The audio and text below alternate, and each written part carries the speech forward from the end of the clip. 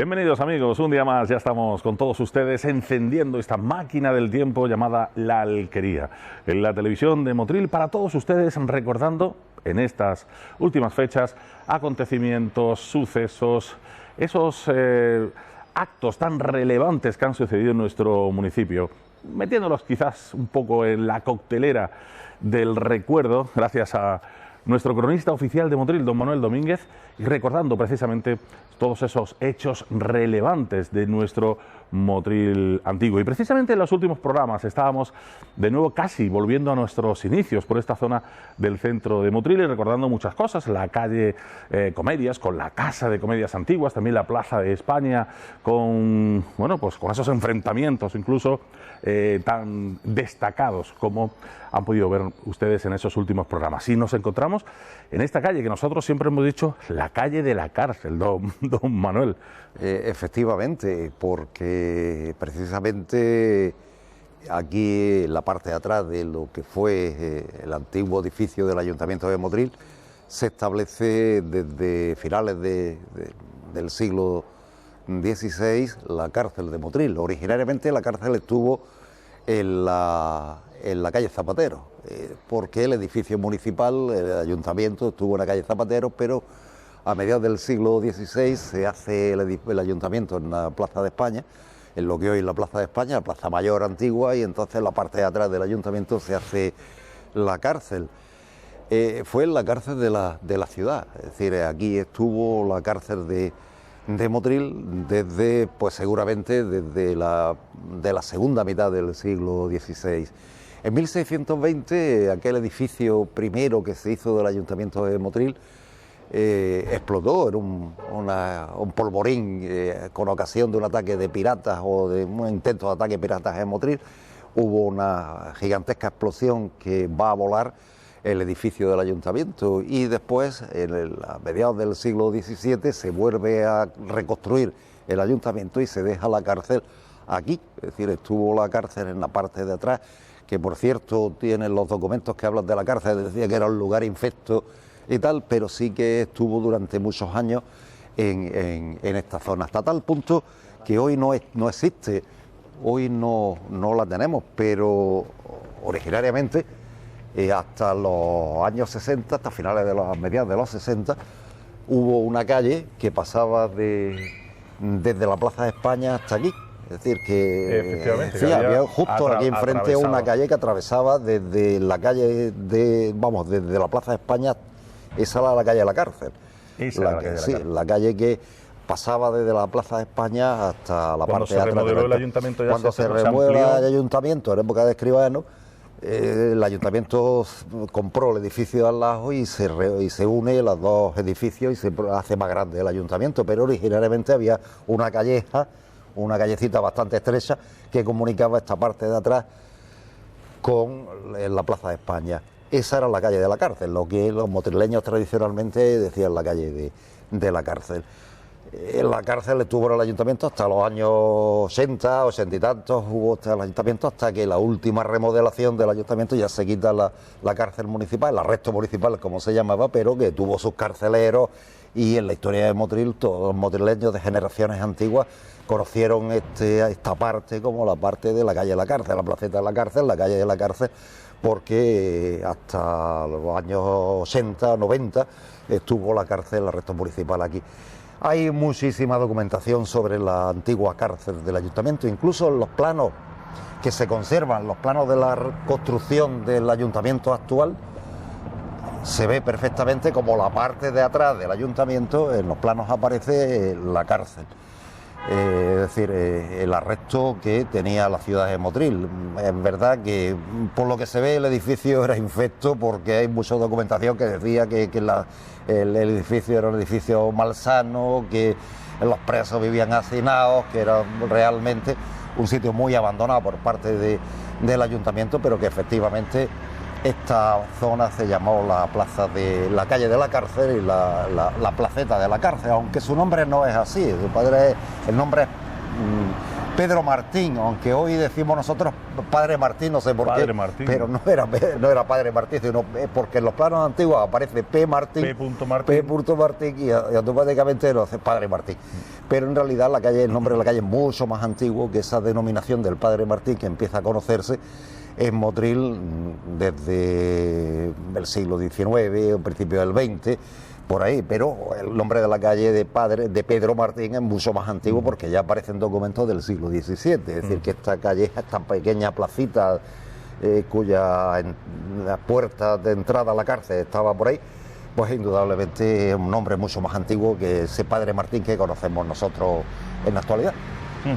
Hay que decir que, bueno, estábamos recordando la cárcel, ¿no? Una cárcel que definías como muy infecta, sí. Una cárcel de las antiguas y una policía también local de las antiguas, muy combativa, por decirlo de alguna manera. La policía hasta el siglo XIX, principios del XX, la policía no era lo que es hoy, ¿no? La policía era mucho más dura de lo que conocemos. El cuerpo de vigilancia, que es como se llamaba antiguamente, era pues evidentemente un cuerpo mucho más duro y muchos de ellos pues sobre todo en el siglo XIX, que conocemos mucha documentación, pues muchos de ellos pues muchas veces dicen que era una policía que estaba pues digamos al servicio de los alcaldes y los políticos de la época. Eso ya hoy nada tiene que ver con lo que era antiguamente. Pero bueno, el orden público antiguamente no era un orden público muy duro, ¿no? Es decir, que la mayoría de las cosas se resolvían. Había mucha riña. Sí, Motril, que además fue una ciudad muy violenta. La ciudad fue muy violenta siempre. Motril, quizás por sus características históricas de ser un pueblo donde siempre vivimos en situación de alerta casi con el tema de los piratas y además los vecinos de Motril durante siglos fueron gente que estuvo armada porque tenían que salir a defender Motril. Las compañías de vecinos, que se llamaban, tenían que defender Motril cada vez que había un ataque de piratas o de corsarios y tal. Eran los vecinos los primeros que salían a defender la ciudad. Siempre fue una ciudad que muy de gente armada, ¿no? Siempre vivimos en el borde de una frontera peligrosa, ¿no? Claro, yo te escuchaba a ti definir o decir que Motril hace una ciudad de cuchillo y pistola. Sí, siempre. Sobre todo se resolvía todo duro, de gente de vivir duro, es decir, de vivir difícil, ¿no? Además, Motril, con el tema de la caña de azúcar, Motril se llenaba en época de la zafra de miles de trabajadores fuera de Motril, que además tenían una vida muy dura, ¿no? La gente que trabajaba en los ingenios, los antiguos ingenios de azúcar, gente de vivir duro, es decir, se trabajaba 24 horas, claro. Es decir, y nos podemos imaginar los trabajos tan duros que tenían, por ejemplo, los leñadores, los que iban a los montes a cortar leña para los ingenios de azúcar, la gente que trabajaba en la zafra cortando caña. Es decir, era gente de vivir muy duro, que no resolvían los pleitos, los problemas no los resolvían los juzgados, los resolvían directamente. Y nos podemos encontrar... nos podemos encontrar pues que además la zona es una zona complicada de defensas y a lo largo de la historia, hasta bien entrado el siglo XVIII, no se acaba con el tema de los piratas. Con lo cual, pues es una ciudad que siempre estuvo armada, ¿no? Es decir, la gente estaba acostumbrada a usar armas. Y podemos hablar, por ejemplo, que es hasta la época de la dictadura de Primo de Rivera, es decir, los años 20, a finales de los años 20, es cuando, es curioso, pero es así, los acomodadores del Teatro Calderón iban armados, llevaban pistolas.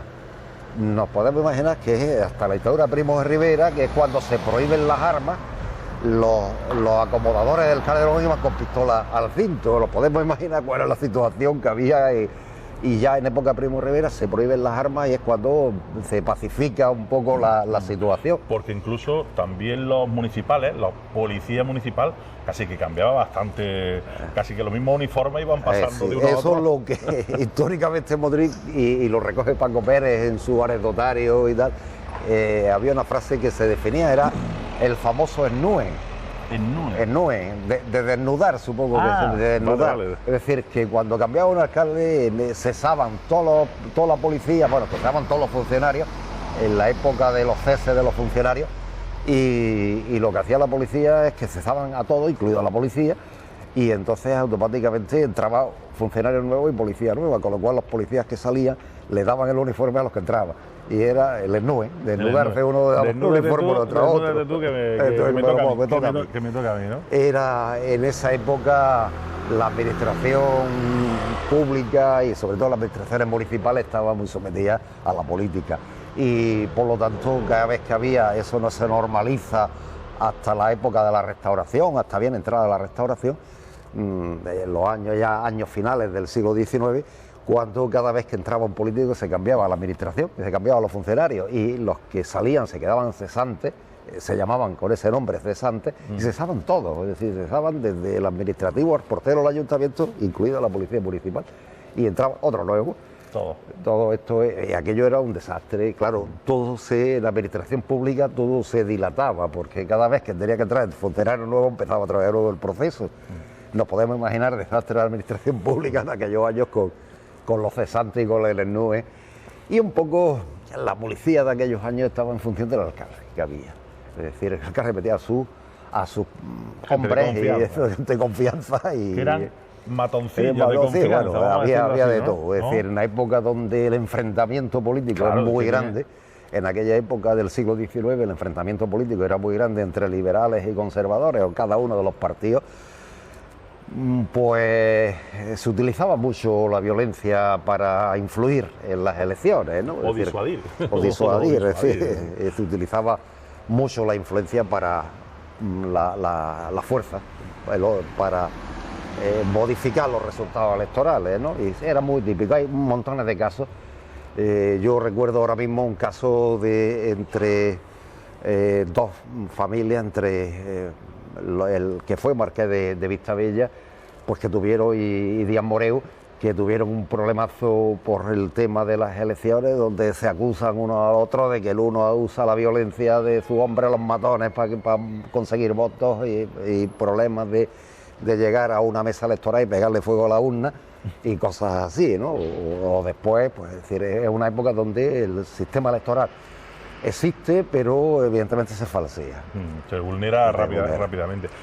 Y precisamente dentro de esos acontecimientos que estamos hablando, hay que destacar sobre todo ese gran acontecimiento de la cárcel, que es precisamente cuando, con presos incluidos, se le mete fuego, explota, parece que había un clavo, algo ahí que salta una chispa con algo.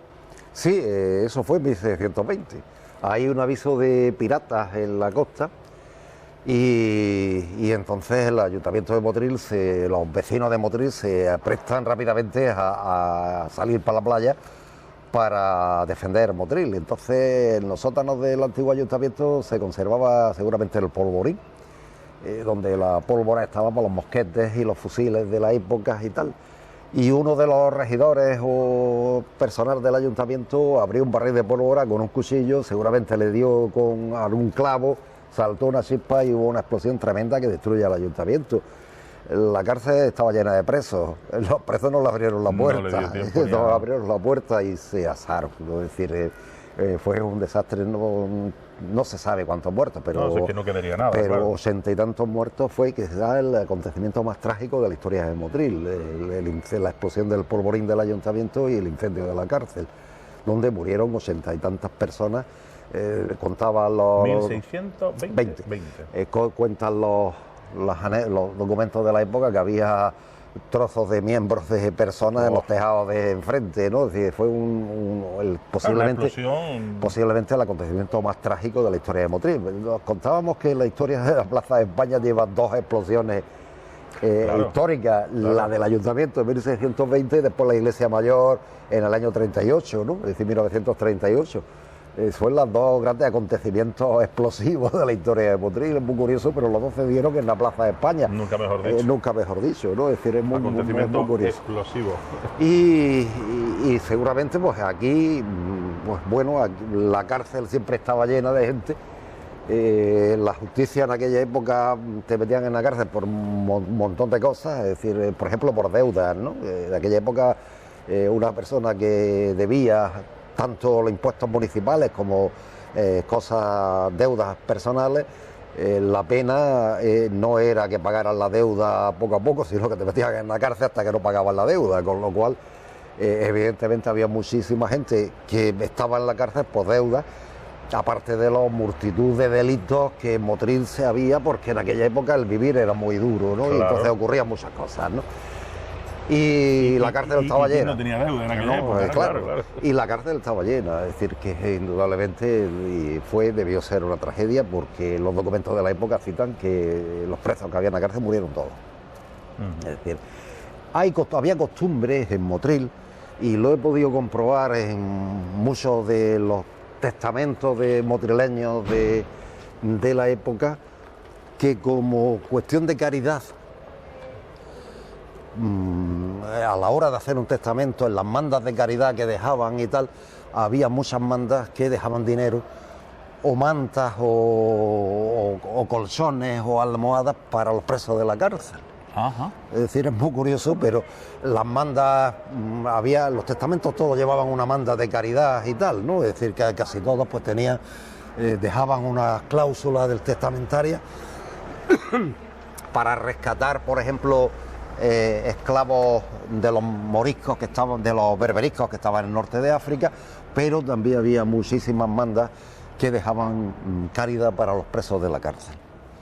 Es decir, eso un poco nos viene a demostrar que sí, eran colchones, mantas, o dinero, o comida, a lo mejor, o dinero, sí. O algunos que iban más allá, en plan religioso, dejaban misas, para decir misas en la cárcel, para también con las misas pues ayudar un poco a la salvación de los presos que había en la cárcel. No sabemos si era una cárcel muy grande en dimensiones. No, debía ser pequeñita, más o menos se mantuvo casi el mismo edificio hasta que no se hace la restauración del edificio que se hace del Ayuntamiento de Motril, que se hace en época de Escribano.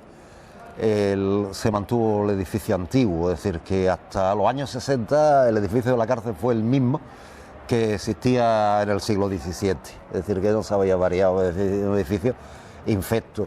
Es verdad que también durante la guerra también sirvió de cárcel para los presos republicanos, etcétera, ¿no? Es decir, que indudablemente pues aquí se mantuvo pues ya hasta los años 90, cuando se hace la última restauración, ya se quita el arresto municipal de esta zona. Esto debió ser mucho más estrecho. Estas calles es otra de las calles que acceden a la Plaza de España, claro, y también podemos ver que es otra calle en zigzag para la defensa de la plaza, y debió ser mucho más estrecho que hoy, ¿no? Es decir, que hoy está ampliada con los retranqueos de los edificios, pero originariamente debió ser una calle bastante más estrecha. Esta también se le llama, esta calle que sale a la Plaza Díaz Moreu, también se le conoce con el nombre de Comedores, de la calle Comedores, porque después de la guerra estuvo los comedores en los bajos del palacio de las familias Jiménez Caballero, que ocupaba todo el lateral de la Plaza Díaz Moreu.